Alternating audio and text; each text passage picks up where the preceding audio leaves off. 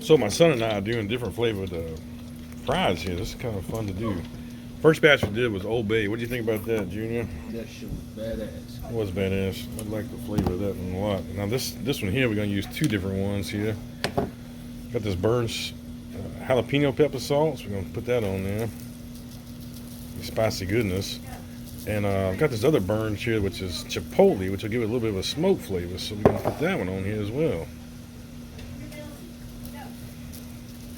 Let's see what we got here. I feel a sneeze coming on. That's about it. This batch here is getting just plain old sea salt.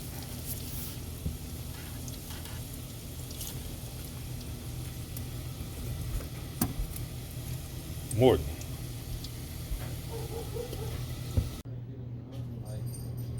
If you hadn't tried this, try this.